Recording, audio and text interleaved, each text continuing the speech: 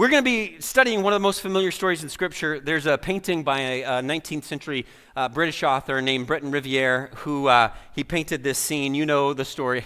Here I am indicating to this. He painted this scene over here, and it's such a vivid picture of the story we're looking at. He was known for drawing animals, and there's something, if you can see clearly, there's something about the lion right there in the center, just sort of a dangerous, manic, wild look in his eyes. You know, as Daniel's dumped in that lion's den, there's not going to be any reasoning with these animals. There's not going to be any like, okay, calm down, guys. I'll get you a steak later if you just leave me alone for the next 12 hours. I mean, there's something really visceral about this painting because we know this story. Whether or not you grew up in church, you likely know this story. This is like on the Mount Rushmore of biblical stories. It's Noah and the Ark. It's David and Goliath. It's Daniel and the lion's den. It's so familiar. It's so well known. But sometimes I do wonder if the familiarity has caused us to miss the substance of what's happening in this story, has caused us to miss the big point. So if you could just re-engage with the story just from a fresh point of view.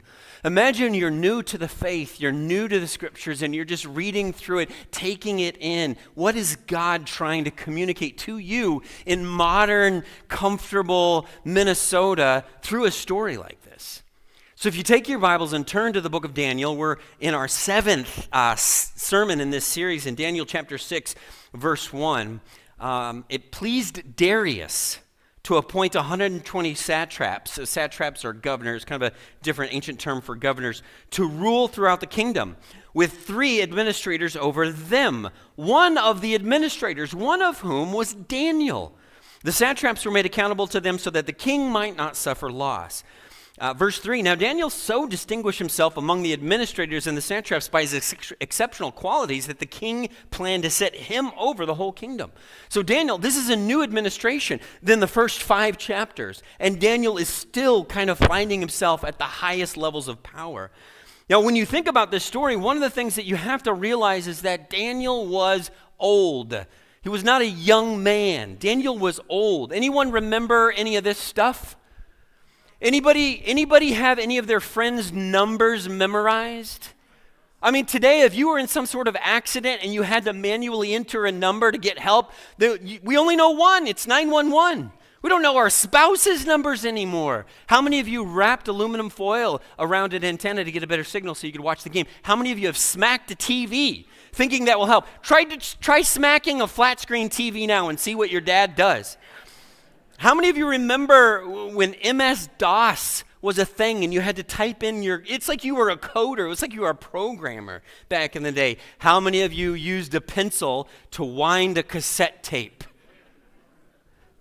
And then how many of you placed that cassette tape in your radio player and you called the station to request a song, and you waited there with your fingers hovered over the record button so that you could record that song so you could listen to it again and again. That's how we stole music back in the day. You actually had to be present to steal music.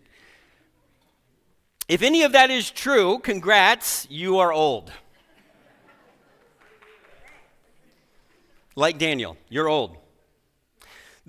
So Daniel was old, and again, we know this because the Persians and the Babylonians kept just these really great records, so we know when these events took place, generally speaking. Daniel was likely, at very least, he was likely about a 79-year-old man. And so that kind of leads to the other thing, that in the narrative of the story, life was short. Persian records recorded that most people lived about 45, 50 years. That's if they made it through childbirth, which was, boy, that was about 50-50 anyway. I mean, there were times where people didn't even name their babies for a while because they're like, well, we don't know if it's going to be here very long. Why waste a good name? Because we'll just use it for the next one. And so people, once they made it through childbirth, lived about 45, 50 years. So think about this. In ancient Persia, 25 was middle age. Presley would be having to think about like, oh, what's my crisis going to be? What's my equivalent of buying a Porsche convertible in midlife going to be? What am I going to have to do? At 25. And so we know in this story, so Daniel is not just old, he is ancient. He is setting records. People are like, how in the world do you do it? How are you still alive? He's literally left over from the old world, and he's about to be put in charge of everything. I mean, he's seen it all, done it all, experienced it all. Verse 4, at this promotion, at this opportunity for Daniel, the other administrators and the satraps tried to find grounds for charges against Daniel in his conduct of governmental affairs.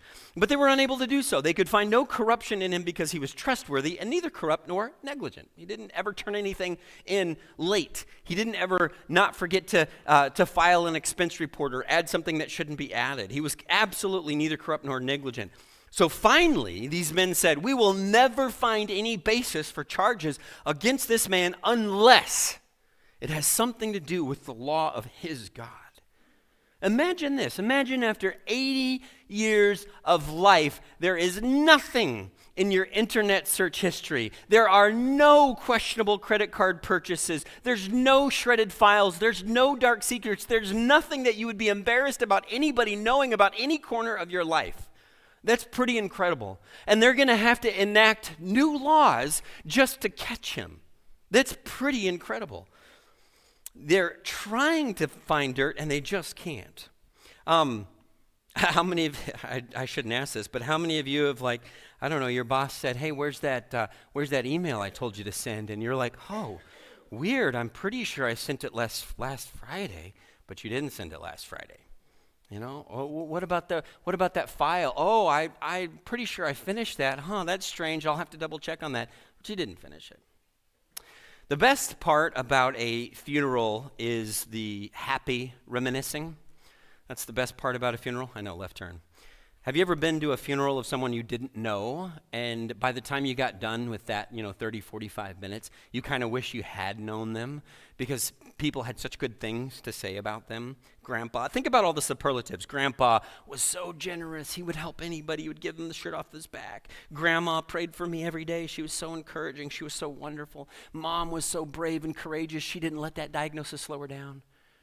Sometimes I honestly wonder about the reminiscing that will take place at our funerals. What are people going to say? Wow, Mom, she could Netflix binge like nobody's business. Sometimes we forgot she was in the house. We were like, where's dinner, Mom? And she was in her, down in the family room watching another show. Or Dad, my goodness, Dad just knew every inane sports stat. He could tell you what the yards per catch of some second-rate wide receiver for the Cleveland Browns was, but oh boy, he never remembered a birthday. What a guy. Think about the things that people might sit around, oh man, Uncle Joe, he could sure ruin a family event by making it all tense and getting angry. Boy, Grandma, boy, she just never forgave anybody. It was awful and terrible. No, what are people going to say when they gather around our funerals? What are people going to reminisce about? Because we've got to be doing those things now. It's not going to magically change later. After 80 years of life, are people going to be able to sit around and think, man, this guy was something else, this lady was something else? Or are they going to be like, I don't actually know what they did with most of their time. They didn't really seem to have much of an impact on the world around them. It's going to be a stretch, I guess, for some of us. What core spiritual habits or values will define your character? We've got to start working on them now. So Daniel is so upright that they pass new laws for him. To break. Verse 6. So these administrators and satraps went as a group to the king and they said, may King Darius live forever. The royal administrators, prefects, satraps, advisors, and governors have all agreed, by the way, that's a lie, Daniel hadn't agreed, that the king should issue an edict and enforce the decree that anyone who prays to any god or human during the next 30 days, except to you, your majesty, shall be thrown into the lion's den. Now, your majesty, issue the decree and put it in writing so it cannot be altered in accordance with the law of the Medes and Persians, which cannot be repealed. So King Darius put the decree in writing. This is interesting civics thing if you're interested in that kind of stuff. This is the earliest record I could find of a rule made by a ruler to which the ruler was subject. Normally, the king just did what the king wanted to do. The king was the rule. But this is one of the earliest records of the sort of government that would eventually become democracy and a representative republic, where even the legislators themselves are subjects to the rule they make. It's a new feature. Now you may be thinking, well, weren't the Hebrew kings subject to the Hebrew law? Yeah, that was a rule God made, but this is a rule that the king himself enacted that he could not break. It's kind of an interesting little feature, and it comes up several times in the text, so we want to be aware of it. How many of you saw this in the news? This is global news, happened earlier this summer. There was a contested election. President of Venezuela was like, hey, things are looking bad for me. People are getting a little antsy. I don't want a revolution on my hands, so Christmas, everybody! Almost simultaneously with the declaration that they were going to have Christmas in October, he had his opposition arrested, and he's trying to distract everybody with Christmas. And I have no idea if it worked or not, but that was what he was trying to do. So with this situation that Daniel finds himself in, it is a ploy to get Daniel in trouble, but there is a purpose. It's not just arbitrary. It's not just simply that King Darius is like, oh, everybody's got to worship and pray to me. There's a purpose to it. There's the twisted logic. And the story, the backstory could be a Hollywood thriller. It's so interesting. Let me give you, if I can, like the 3-minute version. Here's the super short version. Before Darius, King Cambyses, anyway, this king right here, over there, was in charge. He had this super popular younger brother named Smerdis, and everybody thought Smerdis was great and Smerdis was awesome. And so the king was like, man, I don't want them to like him and him to decide, oh, I'm just going to kill my older brother and take over the throne. So he had his younger brother executed quietly, though. I mean, it doesn't look good to kill family members just because you want to hold on to power. So he had his younger brother executed quietly. Oh, yeah, where's Smerdis? I don't know. He's been on a long trip. I don't know where he is. Imagine Thanksgiving that year. But everybody kind of knew there were rumors. They're pretending he's alive, but they kind of know something's up. And then the king dies from an infected wound. He literally forgot to sheathe his sword, cut his leg, got gangrene, and he died. So there's a vacuum in power.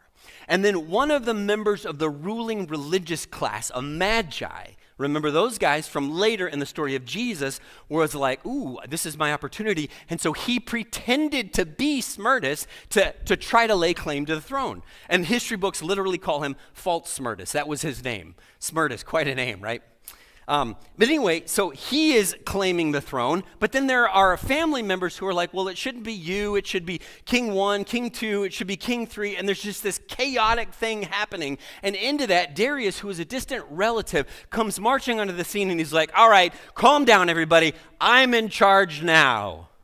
And he sort of gathers power, which is why you see in chapter 6, verse 1, he's appointing these governors over the different regions. This is what you see happening. He's trying to consolidate power under himself as the ruler. So he is open to appeals for national unity. So when the administrators come along and they're saying, hey, King Darius, how about we do this? How about for 30 days, everybody looks to you for power and provision. Only you, King Darius. So there is an ego trip happening there, but it's more than that. There's a national unity thing taking place there.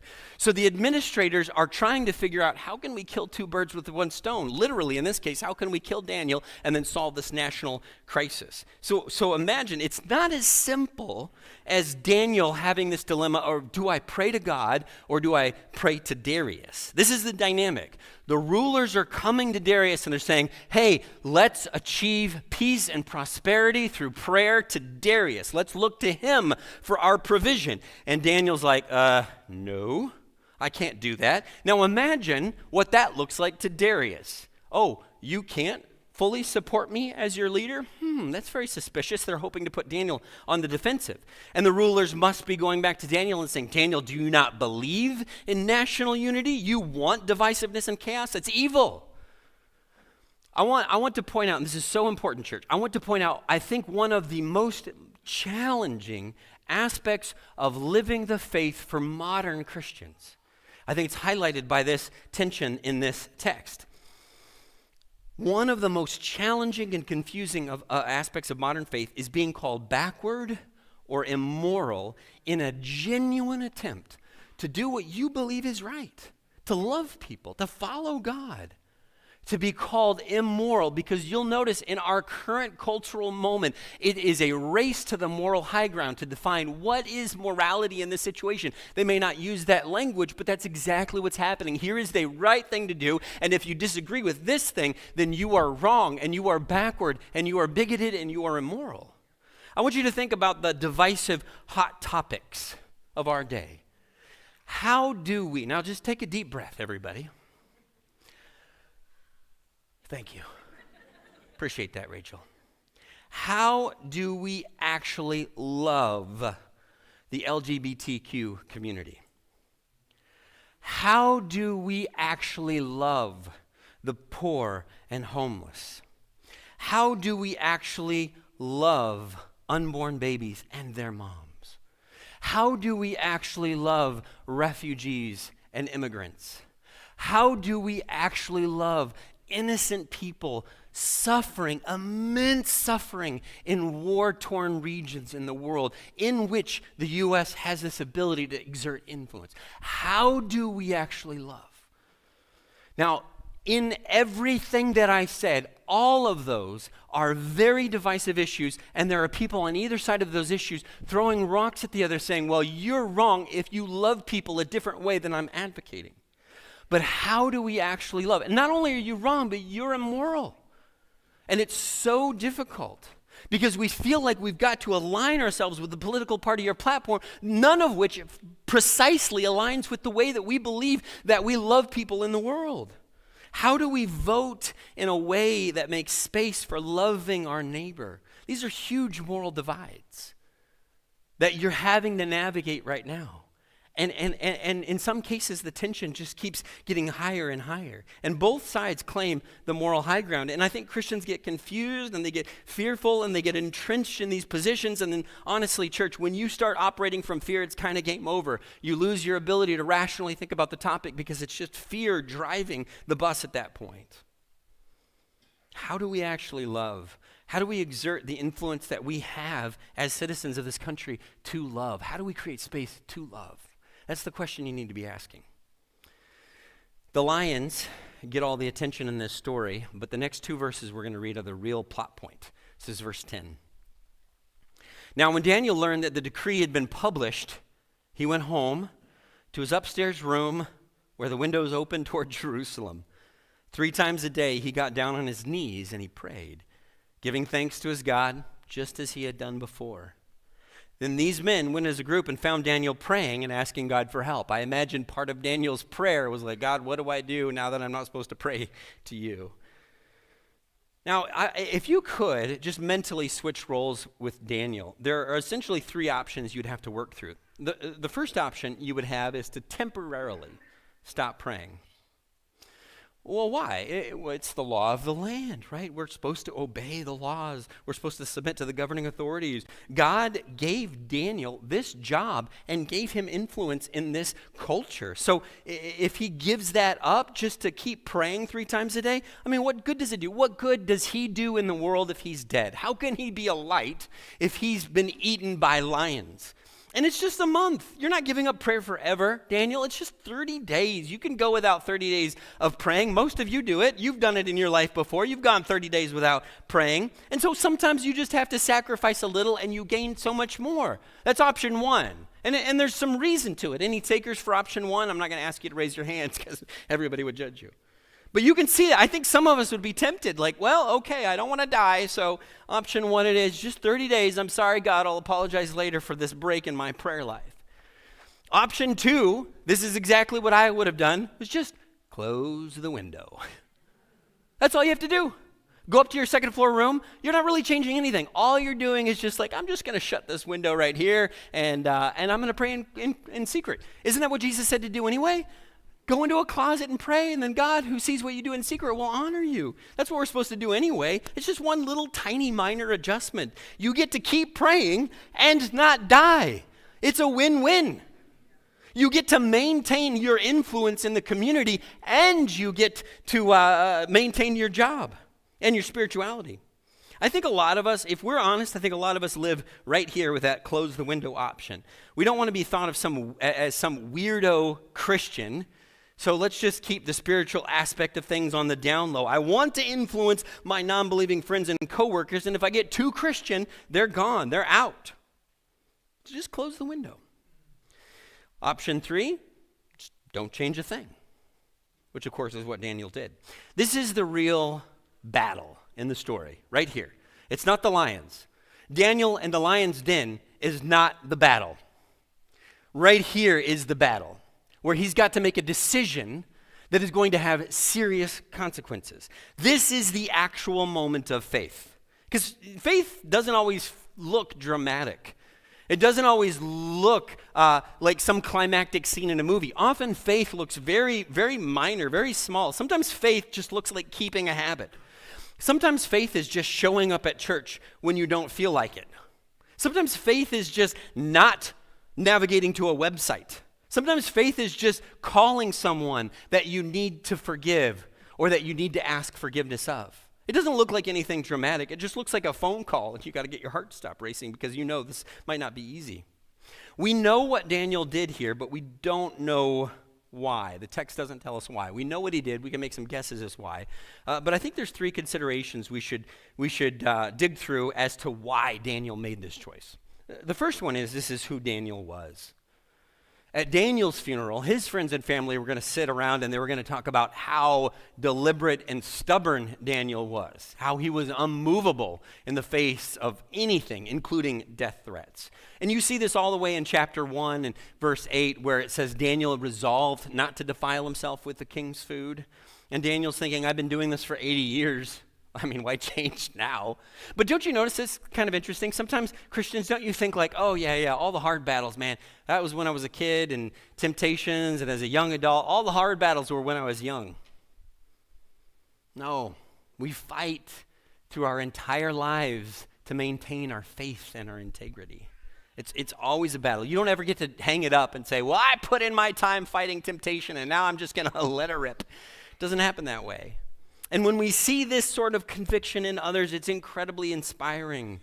When someone else can see right and wrong so clearly through a fog of confusion that we're experiencing and then courageously does what is right, it's inspiring. Secondly, the other reason I think Daniel did this is he understood something that we often forget, is that influence can be an idol. Influence can be an idol. Here's the logic. Tell me if you agree with some of this. You believe what you believe, right? You have your ideas and notions about how the world should be, correct? You have some sense of that. You have some internal moral guide. If everyone agreed with you, do you think the world would be a better place? Well, yeah, of course.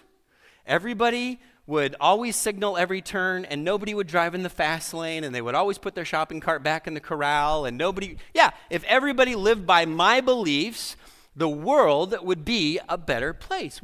I think we all believe that, whether or not we articulate it that way. Ergo, if I can just grab the ring of power and influence and more or less force everybody to agree with me, well, then I will create a utopia. And whatever little leverage, whatever little influence that I have, if I can leverage that to my end so that everybody will agree with me, whether it's a vote or a law or a rule, then eventually everybody the world will be better. They will be better. Everybody will come around if they could just do what I think is right. Here's the thing. This always happens. Without exception. Over time, we trade our idealism for influence. And we compromise on little minor things. Well, I don't like that, but boy, if I could just have that influence, then I will make things right once I have power, once I have influence. We exchange priorities for power, and influence becomes an idol. Jesus had many opportunities for power, and he constantly passed. Too bad he never had any real influence in the world, right? If Daniel had traded his habit of prayer for political power, it would have been at the expense of his credibility. In a grasp for influence, he would have let go of the very thing that made him influential. And true story, Christians, a lot of us have sold our soul for political power or to be politically right among the people that we want to have pat us on the back. We have let go of what is good and real and true so that we will fit in or we will feel good. Daniel might have gained the world. He would have been in charge of the most powerful empire in history at this point, but he would have lost his soul. Influence can be an idol. And wanting everybody to just absolutely agree with me and maybe compromising just a little bit so that we can have that influence, well, you can't lose your integrity for influence. It doesn't do you any good. What do you believe? Live it out. Look at the influence that Jesus had on the world by passing up these opportunities for power.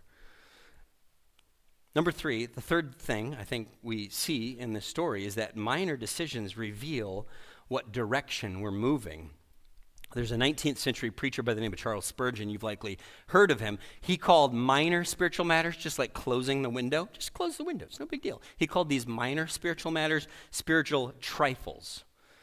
And I thought about in this sermon asking for audience response, like just, shout out some minor spiritual matters. And I decided not to do that because it could get divisive real quick because somebody would be like, reading the Bible, and somebody else would be, well, that was fighting words. So, but just in your mind, what are some of the less important spiritual things? They matter, but just not that much.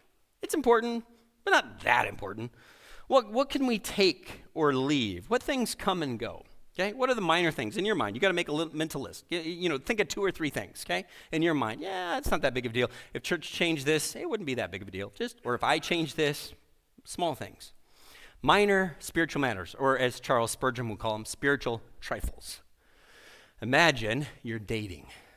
I know. And you're with someone, and you've both said, I love you to one another. It's pretty serious. As far as you know, you're both very exclusive. I mean, this is moving in the direction that somebody is going to be making a proposal at some point. This is a serious relationship. Now imagine you're out in public, you've gone to a restaurant or a mall, or you're just walking through a park, and the person you're with sees a coworker or a family member, and they begin a conversation, and then the person you with that you've expressed I love you turns to you and said, oh, let me introduce you to my friend. Minor spiritual thing. Not to use the word boyfriend or girlfriend, it's a minor thing, but do you think the person who is being introduced as a friend, once they've made past the boundaries of I love you and relationship, do you think that would feel minor to them? It's a minor thing. And imagine the argument later. Well, what do you mean? We are friends, right? Aren't we friends? Isn't that the most important part of a relationship, is that we're friends? So what's bad about me telling the world that we're friends? Well, what's bad is that it's revealing the direction of this relationship. It's a minor trifle, it's a small thing, but it reveals something. Spurgeon says in his sermon about Daniel chapter 6, to men that will follow the Lamb whithersoever he goeth, I'm going to work whithersoever and goeth more often in my sermons, whithersoever he goeth, even the opening or shutting of a window if need be is essential. Be jealous over what are called trifles. They may be mere straws, but they show which way the wind is blowing in your heart. They are minor. Jesus talked about the minor things and the weightier matters. They are minor things, and we need to put them in the right category, especially in terms of how we think of other people. But ask yourself, what does my engagement with these minor things show about the direction that I'm going? All right, you know the rest of the story. The other rulers see Daniel praying in that open window, rat him out. The king likes Daniel. He was about to put Daniel in charge, and now he's bound by the law that he can't overrule. And the text literally says he tried to find other solutions. I'm sure there were legislative solutions, but eventually he has to throw him back in the lion's den, or in the lion's den. And he literally says, I hope your God can save you. Now, I'm about to spoil the story if you haven't finished the chapter, but it's a 2,500-year-old story. Daniel's okay at the end of it. Daniel's okay. And in this painting by Britton Riviere, you see Daniel, and notice he portrays him as an older man, and you see him facing down the lions. It's such a good picture. Britton Riviere actually painted the same exact scene twice. This one he painted, the one you're looking at, he painted when he was 32, and then later he got married, and he had 7 children.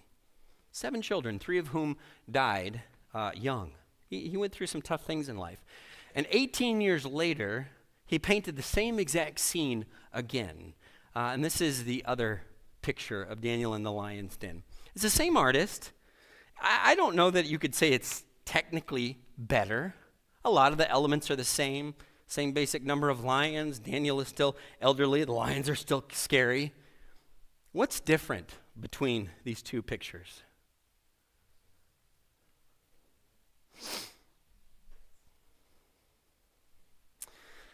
I think Riviere reconsidered the story after he had gone through some difficult things. I think from the time he was 32 to the time that he was 50, he had to cling to some belief through some difficult circumstances. And I think he realized that he needed to repaint that scene. He needed to return to that picture because I think he realized it isn't about the lions. It isn't about the noble man facing down the savage beast. It's about man turning his face toward God, clinging to God for life and truth and reality and guidance. I think he had to reconsider the story, and I think we have to ask ourselves the question, what do we really believe? What is at the core of who we are? What will our friends and family say about us after we're gone? And I think so often in life, we're facing the lions, and God's trying to get us to understand it's not about the lions. It's always been about seeking after him. This stuff is always going to happen, good or bad, positive or negative, but it's always been turning our face toward him. And that's why Daniel didn't close the window, because he was doing the same thing in the lion's den that he was doing at the second floor of his house. He was seeking after God.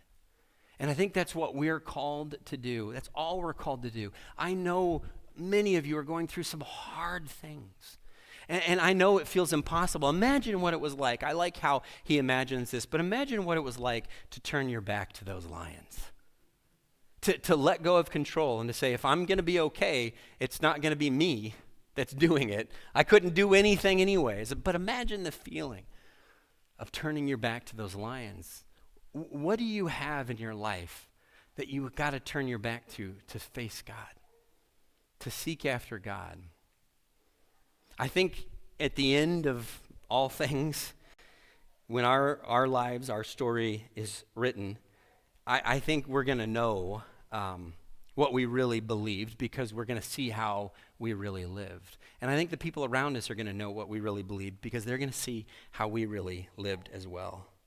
What beliefs will you cling to no matter the cost? I'm going to ask our praise team to come up, and we're going to wrap up with a song.